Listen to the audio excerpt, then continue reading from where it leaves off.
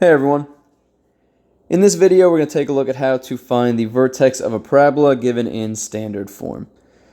Alright, so the first thing we're going to do is use the axis of symmetry to get the x-coordinate of the vertex. We know the equation for the axis of symmetry is right here, negative b over 2a. That's also the x-coordinate of our vertex.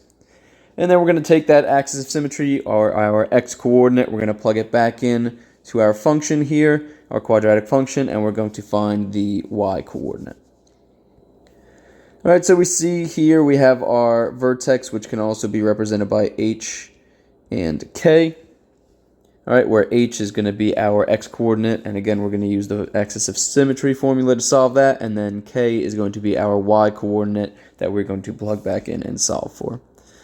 Alright, so given this quadratic function here, we have our a, b, and c. So I'm going to look for my x-coordinate, and I'm going to look for my y-coordinate.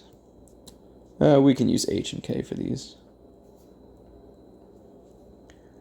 Alright, so for h, we're going to do negative b over 2a, so it's going to be negative 6 over 2 times a, which is 3.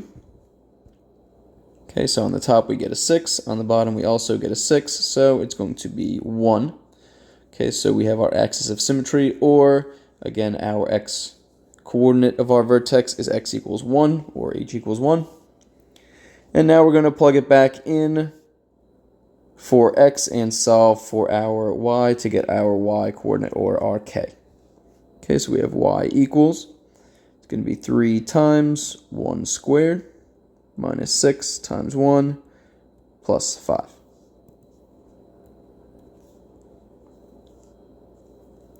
Alright, so y equals 1 squared is 1 times 3, that's going to be 3, minus 6 plus 5. Alright, 3 minus 6, negative 3, plus 5 is going to give me 2. Okay, so that means that my y-coordinate, or my k, is 2.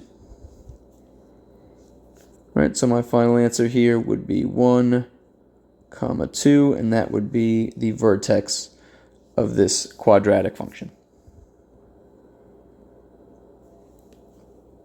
Okay, so again, you're using the formula for axis of symmetry, negative b over 2a, to get your x-coordinate of your vertex, or your h, and then you are plugging it back into your function, plugging in for x and solving for your y-coordinate.